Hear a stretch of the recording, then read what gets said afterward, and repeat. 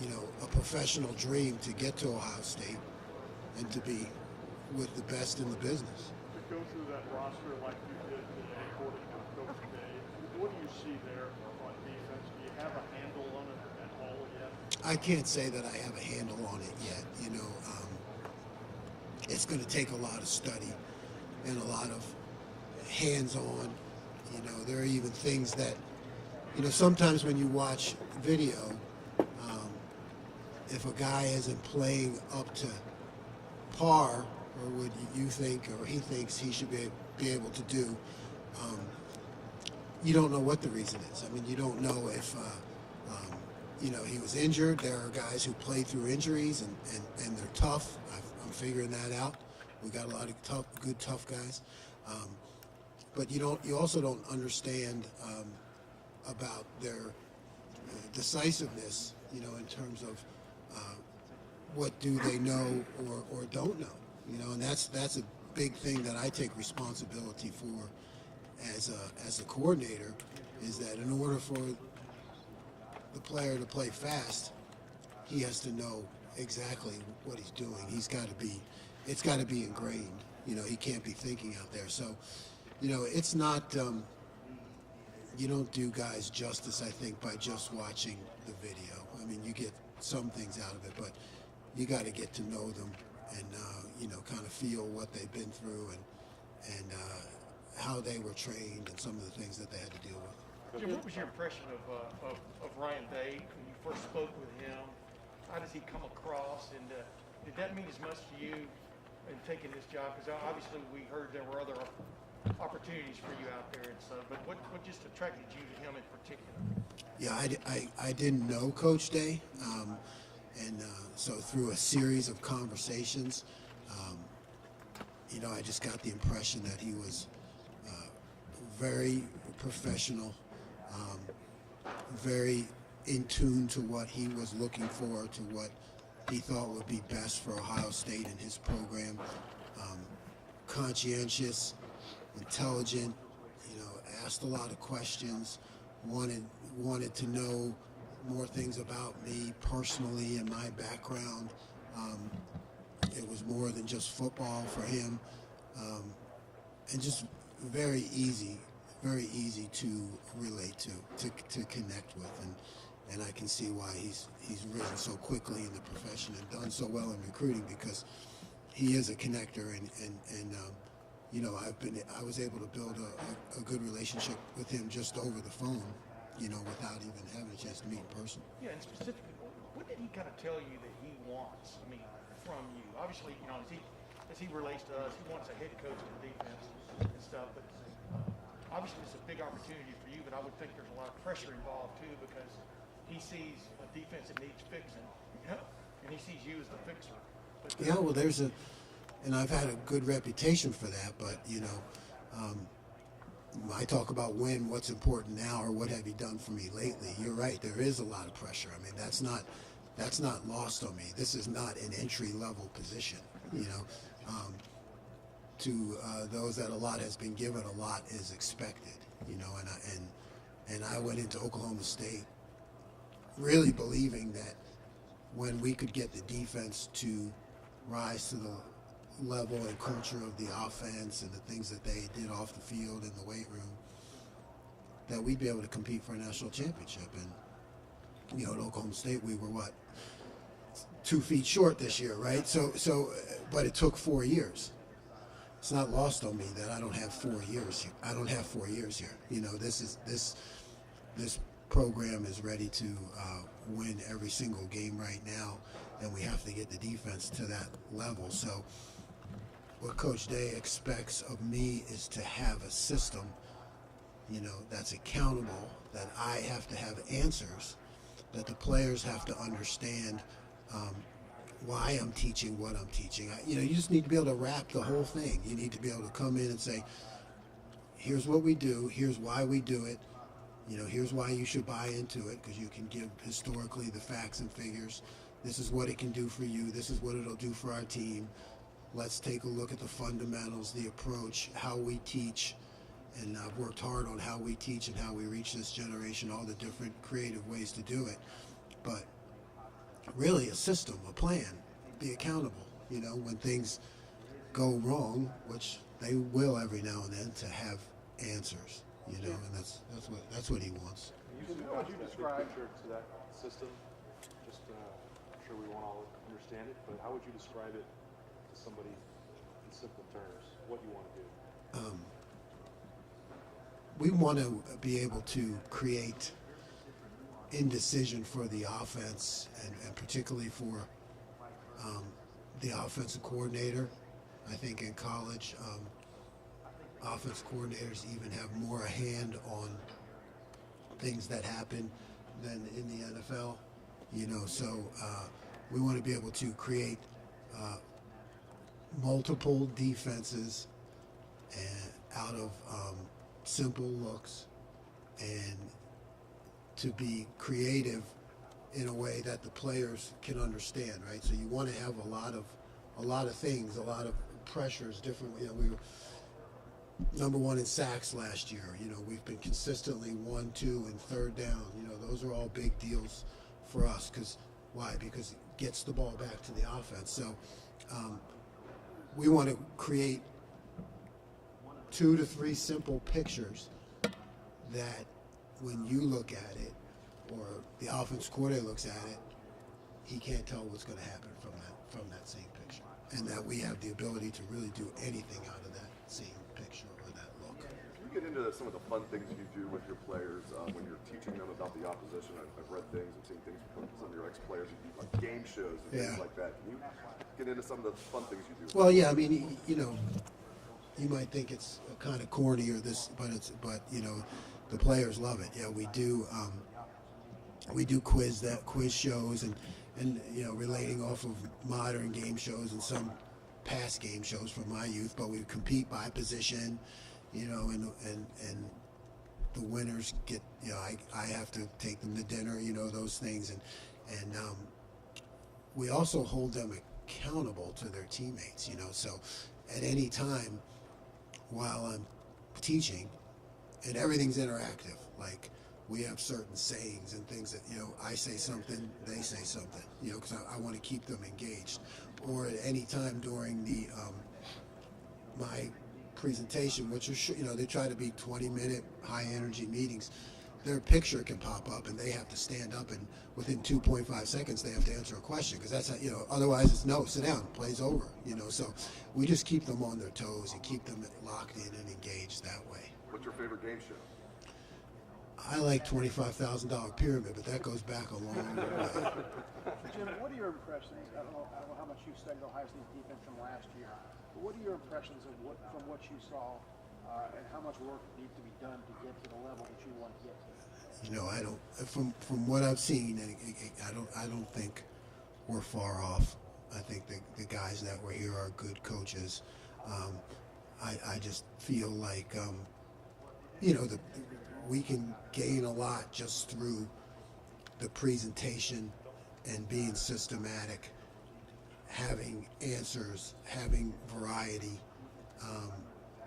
you know, so that the offense doesn't know exactly what to expect, you know, and being aggressive. So I think there are things that we can do just through the packaging of it, but from what I've seen, I don't feel like we're far off, and I think the guys who were here did a good job. It seems like, I mean, based on your previous stops, that you know, the outside linebacker position has kind of been the face of the change. And I mean, obviously that you were positioned here to kind of change that room. And I'm like, where does that come into play? Like, how important is, say, the outside linebacker or just the linebacker room in terms of just this overall change that you're trying to make? Yeah, I think the productivity, and you saw that from the linebackers, and then you know, we play a lot with a stand-up D lineman who, you know, some may consider like an outside linebacker, you know, so he's part of that.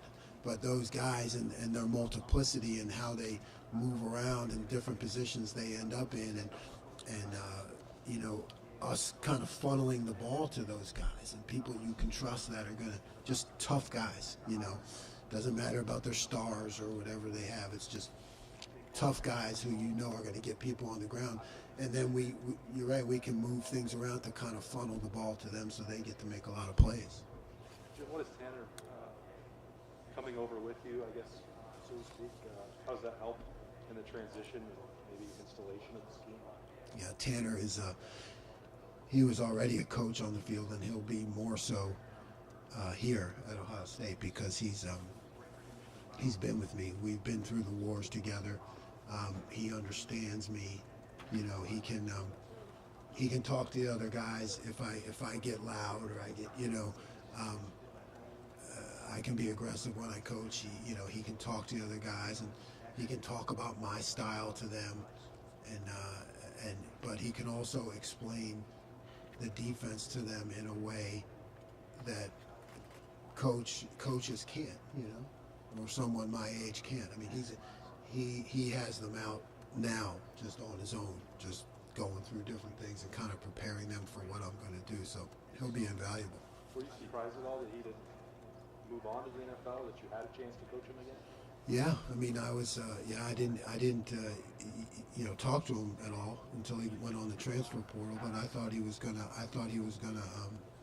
move on to the NFL, and I thought he could. I mean, that's, every game, different things you say things to different guys in the stretch lines, And one of my thing with him was always like, hey man, you're a professional.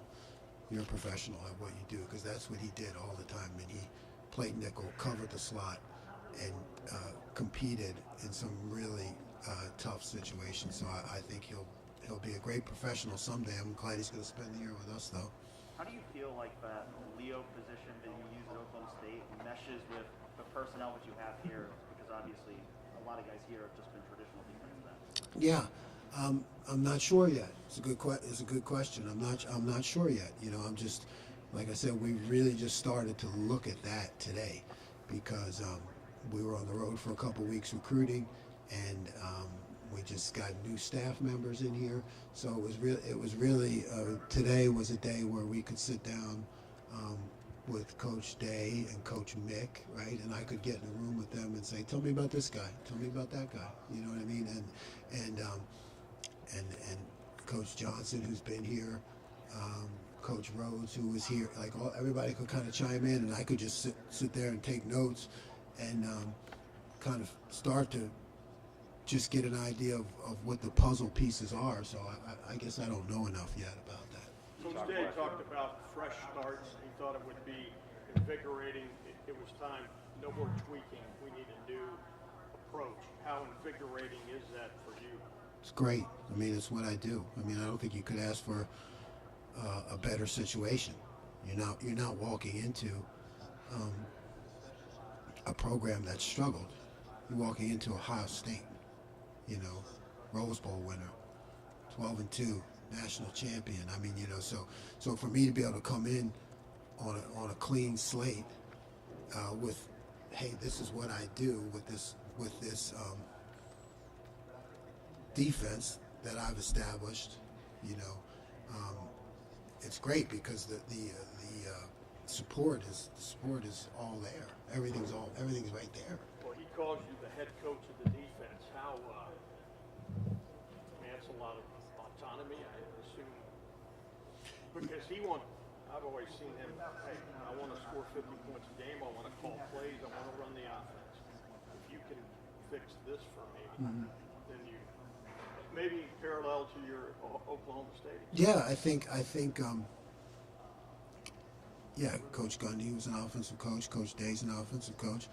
I think, I know what Coach Day wants is he wants a room that is healthy, and I'm talking about staff, players, relationships, successful answers. He realizes things aren't going to go perfectly, but what is the overall culture of the defense? And I think you're right. Hey, if you get that going, you take care of that, so he can focus on other things. And I was a head coach at a much smaller level at Cornell, so I know what it's like to. I mean, I think I'm a much better assistant coach from having that head coach experience, because, that's my job. My job is to take that off his plate.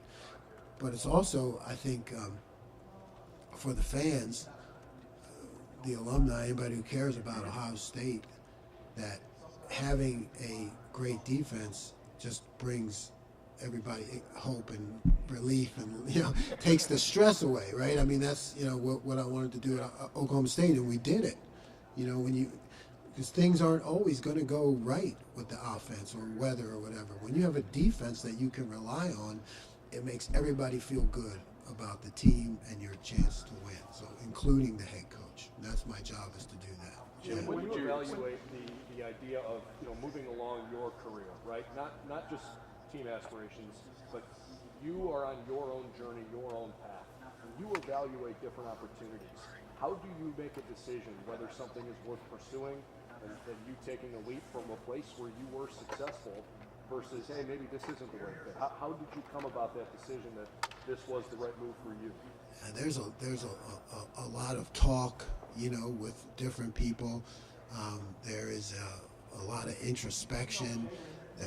For me, there was a lot of communication with the players that I had. I mean, I really involved those guys at Oklahoma State at this. I probably took an unconventional path with that, because I really shared with them everything that was going on, like they were my sons, like, contract negotiations, things that, I think there's too much of coaches just kind of slipping away in the middle of the night, so I involved my current players at Oklahoma State, the leadership group there. We talked and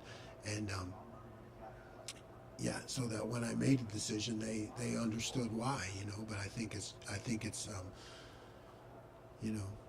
it's that gut feeling. I think that like you talk about with recruits, it's like how will you know? Well, if you talk to enough people, if you have an open mind, and you have a lot of respect for where you're at, I think it comes to you. That's how this opportunity felt to me. Jim, when Ryan Day's number popped up on the caller ID, if that's what it did. I didn't have his number, so it wasn't in my phone. Yeah. I mean, how did you know it was him? And how did that first connection happen? And what did you think the first time you knew that Ohio State was possibly interested in you? Yeah, that's a good question. How did I eventually realize it was him? He probably called and left me a message. Yeah, right. And that was back in the day. It was just Ryan Day. Yeah, right. You're kidding, right? It's one of my buddies messing with me, right? No, but So you start a conversation with a coach like Coach Day of his caliber. You start, I think, kind of guarded. Kind of like, okay, let me really think about what I'm saying and doing, and then, he is just such a quality person from our conversations, who really cares about that relationship with his coaches and players, that it just becomes easier. It becomes easier, and I think for him too. Then we just started to relate at a more comfortable level. So I think it can be a little bit.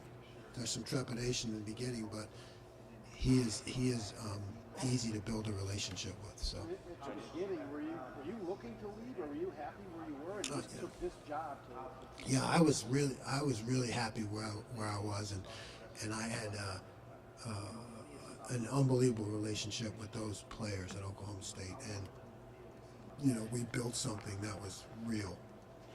So, they were the ones that were kind of started on me. Like, oh, coach, everybody's going to come after you. You're doing this, you're doing that, and you just kind of play it off like, yeah, okay, right.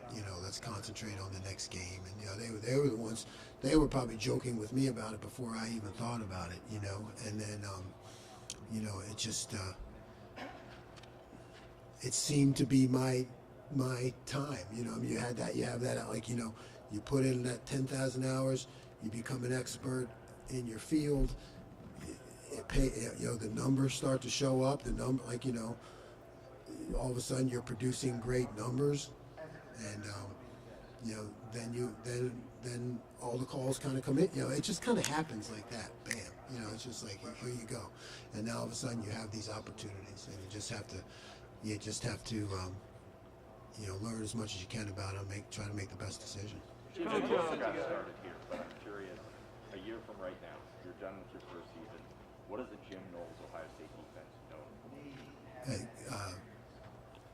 For being tenacious. I mean, just for overwhelming the offense, for being always in the right place. When you watch it, you can always in the right place. Not giving up anything easy, and then attacking with the tackles for losses and the sacks and the third down domination.